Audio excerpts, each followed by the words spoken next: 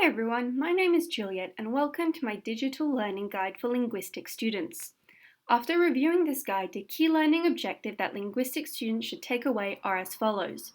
To know and understand the key trends in mobile technology and education today. To recognize how these trends apply in both the global north and the global south. Understand 4 distinct educational approaches to mobile learning. Apply these educational approaches to their linguistic studies using mobile devices, and finally to recognize 3 tips for minimizing drawbacks of mobile learning. First, we will look at the global mobile trends. Since 2015, the amount of mobile device traffic worldwide has steadily increased and is projected to increase 25% by 2025. In January 2021, it was recorded that there were 5.2 billion unique mobile users, which makes up 66% of the global population. In an educational context, these trends hold true, as the global mobile educational market has drastically increased since 2011. 2 important concepts that are linked to mobile technologies and mobile learning are affordability and affordances. Affordability refers to the ability for the general public to financially be able to acquire something within their means.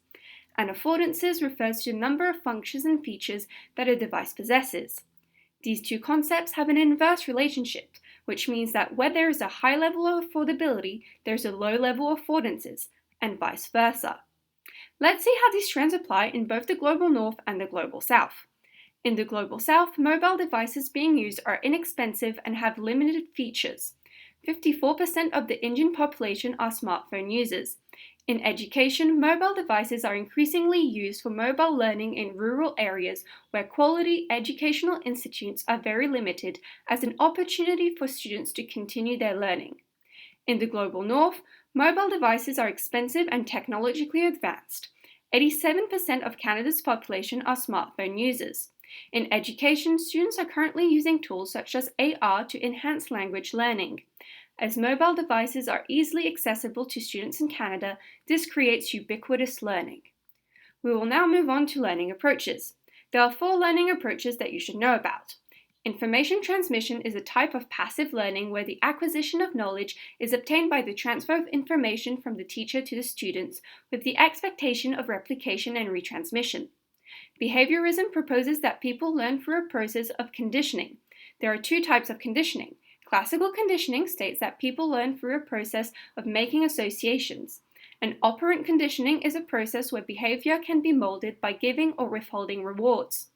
Situated learning is learning through real-world activities within the learning environment rather than learning through supervision by an instructor who may be too distant to learn from. The final learning approach is social constructivism. This theory views that knowledge is being actively constructed by learners in response to interactions with environmental stimuli. Let's see how we can apply these learning approaches to linguistic studies. There are many mobile technologies that integrate these learning approaches. The first is ebooks, which are digital books that accommodate for various learning styles. They are convenient and cost-effective and are an example of information transmission as they relay knowledge, and many ebook platforms offer quizzes to review the learning material. Polls are online quizzes or surveys that linguistic students can use to enhance student interaction during presentations, but also to create revision questions for peers. Answer Garden is a popular polling platform which displays the most common answers into a word cloud, which follows a social constructivist approach as students can brainstorm together. Educational apps such as the IPA Phonetic app displays the IPA chart where students can click on symbols to hear their pronunciation. The app has a listen to the sound and choose the right symbol quiz, which is a comprehensive and useful tool that allows a behaviorist approach as it conditions the students to associate a symbol with the correct sound. Finally, QR codes are machine reading codes that store URLs and other useful information. They can be scanned with a smartphone camera and follow a situated learning approach as students can scan any code anywhere and quickly access useful resources. Feel free to pause the video and try scanning the QR code on the screen. Finally, 3 tips for minimizing drawbacks of mobile learning are to apply critical thinking skills to the information you encounter, to explore diverse perspectives and make sure to read reliable academic sources, and to practice information literacy. I hope that after viewing this digital guide, you are now more knowledgeable about mobile education, various learning approaches, and how you can integrate mobile technologies into your studies and to minimize drawbacks.